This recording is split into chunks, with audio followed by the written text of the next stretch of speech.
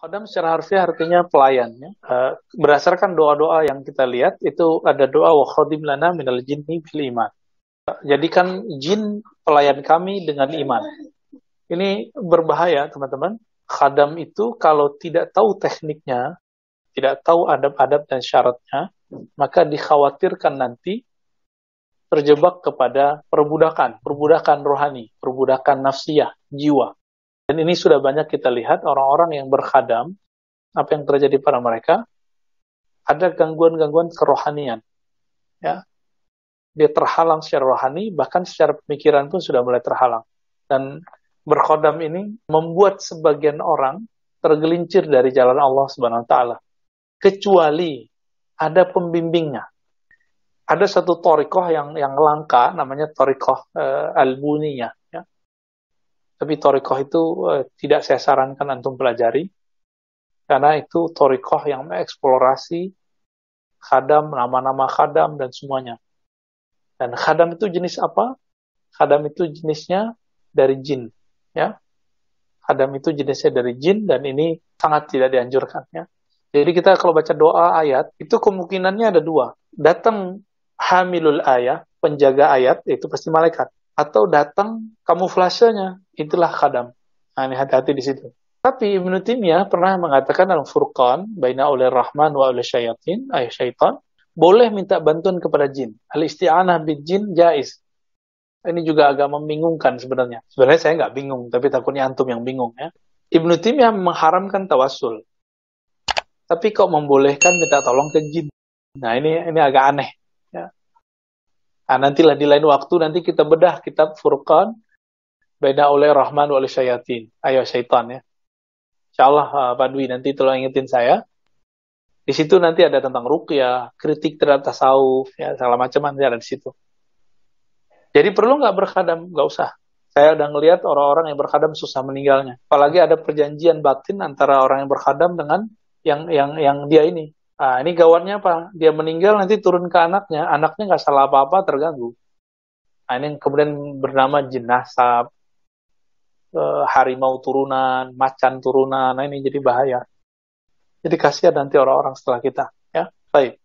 Satu lagi tadi ya, berzikir mesti ada khadam, belum tentu. Kalau antum zikirnya bersanad kepada thariqat tertentu atau berijazah kepada syekh yang ahli zikir bersanad, insya Allah tidak ada khadam. Yang ada adalah hamilul ayat, penjaga ayat. Penjaga ayat itu akan turun.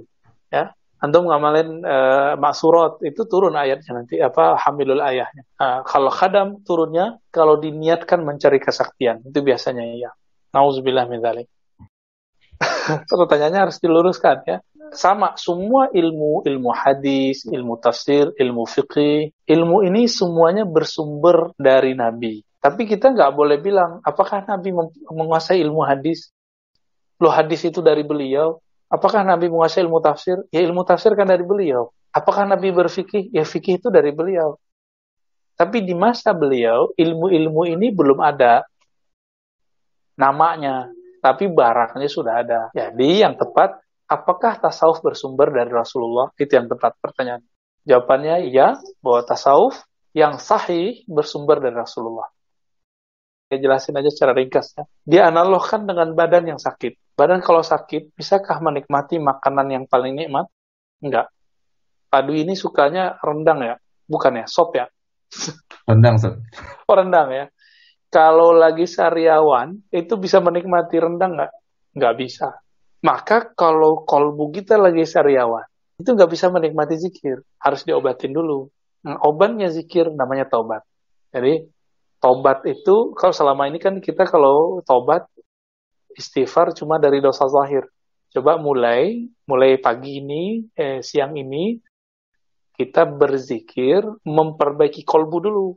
Jadi kita tobatkan dulu kolbunya. Kolbunya ada sifat apa aja nih? Sombong, nah itu dibenerin dulu. Pernah nggak terbersit merasa lebih mulia dari orang? Nah ini harus diistighfarkan.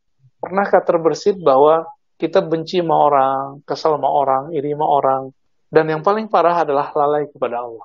Nah, semua itu harus diistighfarkan. Inilah obatan untuk qalbi. Kalau sudah diistighfarkan, baru nanti dia bisa masuk ke ranah zikrullah. Baru dia bisa menikmati zikir. Nah, jadi teman-teman, Itu lebih kurang indikator kalau kalbu kita lagi sakit, dan lebih kurang itulah caranya. Wallahu ta'ala alam bishawab.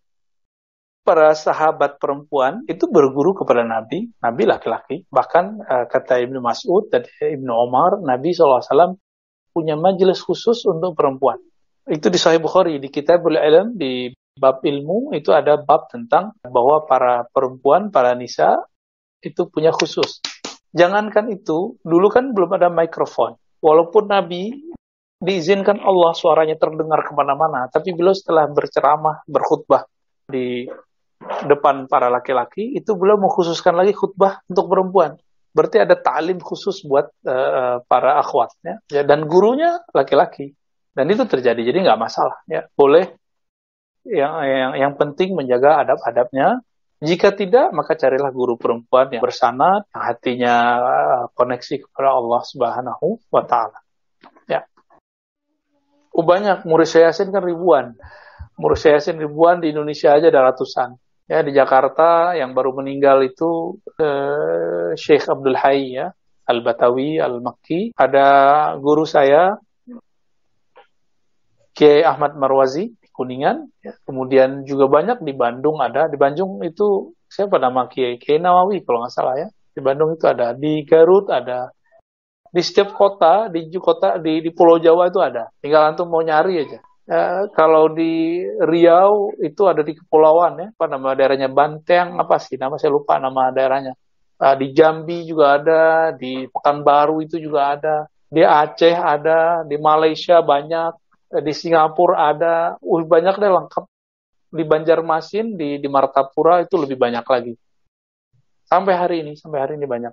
Di Lombok, kalau Lombok jalurnya nanti ke Solatia. Ya, masih tempat sekolahnya Syekh Yasin Al-Fadan. Jadi banyak tempat antum mau mencari sanad hari ini, tinggal mau mencari. Sekarang kan orang nggak mau nyari aja, nggak mau rihlah. Ya, maunya ngezoom terus. Man arafa nafsahu faqad arafa rabbahu. Siapa yang mengenal dirinya, kenal Rabb. Itu bukan hadis Nabi secara ilmu hadis, tapi dari Al-Imam Yahya bin Mu'az Ar-Razi. Beliau seorang wali di masa dahulu, tapi juga seorang ahli hadis. Kalam beliau terkenal, itu man arafa nafsahu, siapa yang kenal dirinya, kenal Rabbnya. Nah, belakangan oleh Imam Ibnu Qudamah Al-Maqdisi, beliau meringkas kitab Ibnul Jauzi dari ringkasan Ihya Ulumuddin. Itu diganti redaksinya. Man arafa qalbahu arafa rabbahu.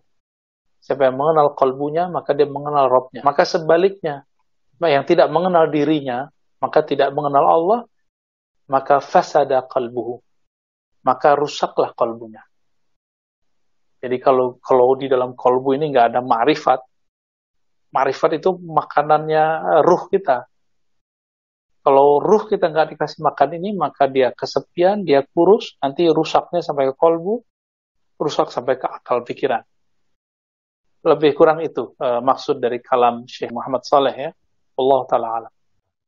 Amar ma'ruf nahi munkar boleh dengan kekerasan, dilihat apabila antum adalah umara.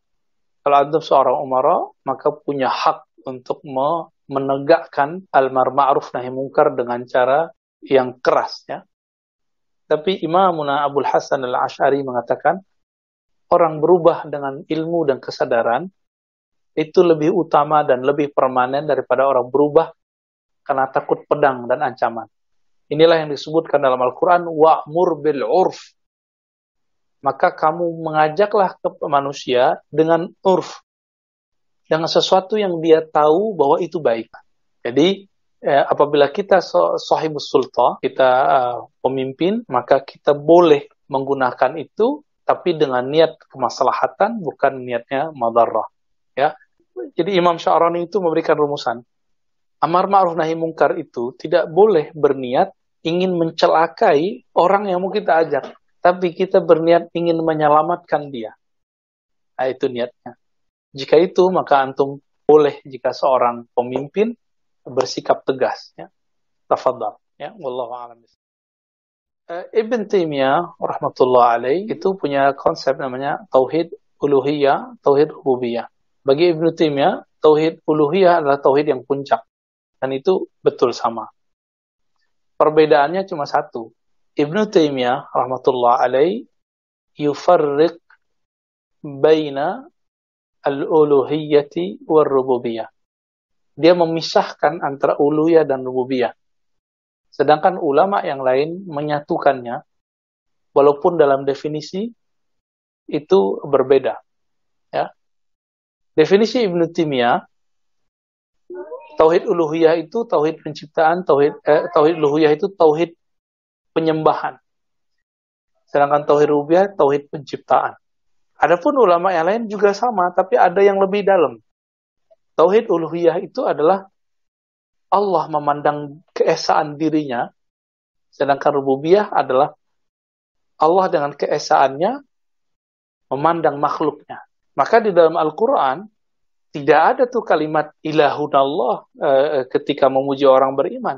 Yang ada innallazina qalu rabbunallah tsumma istaqamu. Sesungguhnya orang yang mengatakan Rabb kami Allah lalu mereka istiqamah. Bukan ilahunallah, Rabbuna. Maka kalau berdoa pun Rabbana, Rabbi. Kenapa? Karena rububiyah bagi ulama-ulama selain Ibnu Taimiyah itu satu paket dengan